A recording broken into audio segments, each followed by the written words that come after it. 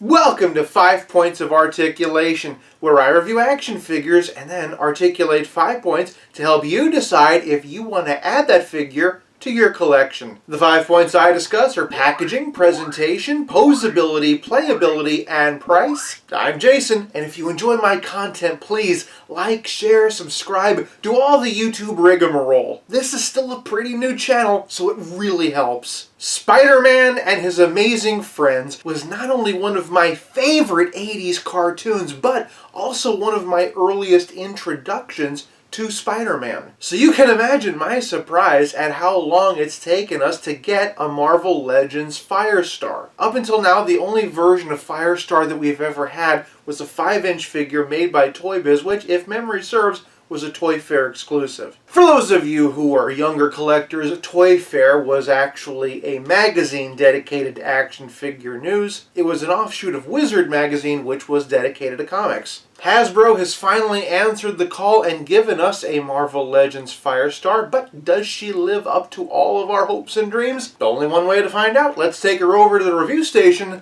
and dig in. Starting off with the packaging, and this is a Marvel Legends box, so we more or less know what to expect. Pretty cool Firestar logo, a colorful picture on the side, and the full image on the back. And what's nice about this is that because it isn't part of a wave, we get a much bigger picture than usual. There are those who would say this might be a bit too cartoonish, but honestly, since I'm getting this mostly for nostalgia for the animated series, I'm fine with that. Angelica Jones soars into battle, harnessing the power of microwaves to combat evil as Firestar.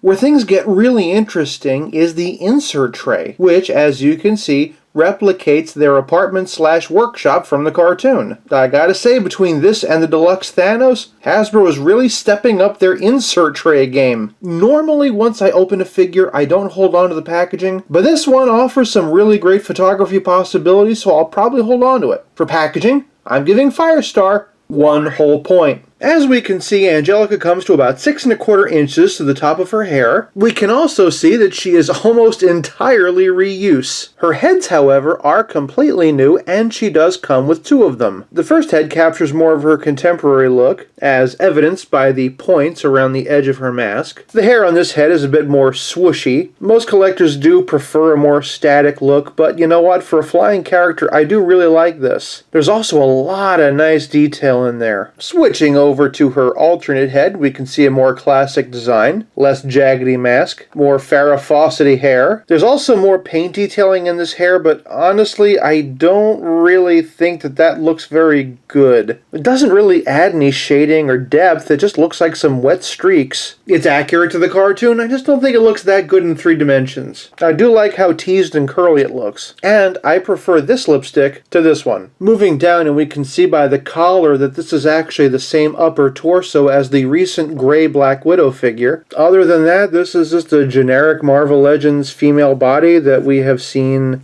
several times now. Nice flame detailing though at the gloves and boots. Considering how this is mostly a repaint, it's just that much more baffling how it took this long to get her. And yet, despite all of that reuse, this is unmistakably Firestar. For presentation, I'm giving her 1 whole point. Moving on to poseability, and here's where this windswept hair comes in handy. As you can see, it's pretty well off the shoulders, so moving her head around is a dream. This head, however, is a nightmare. Credit where credit's due, you can look down a surprising amount.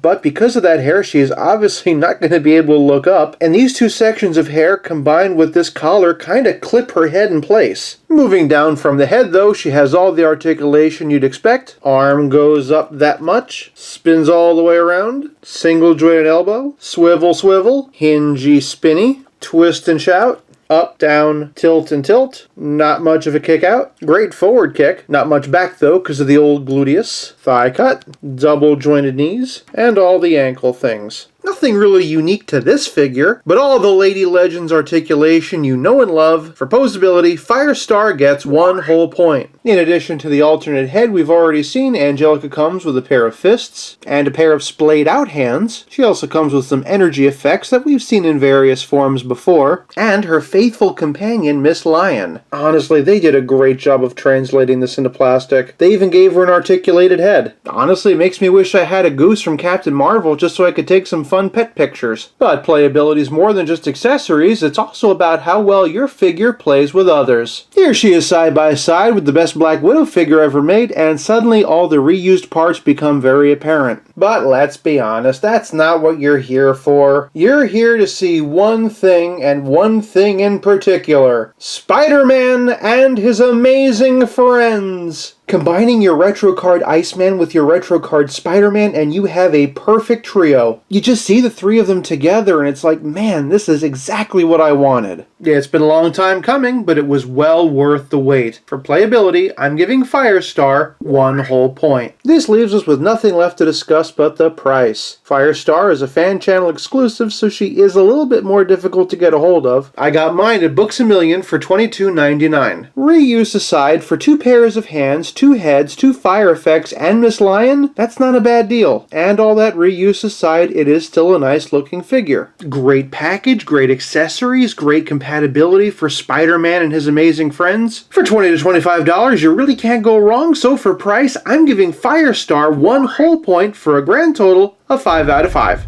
Firestar has been at the top of fan wish lists for a very long time, and she doesn't disappoint. Definitely get her while you can before the aftermarket prices go up. I hope you enjoyed this video and also this glimpse at my Spider-Man collection. One of these days I really need to finish Stiltman. I'll be back again real soon, but until then, have fun.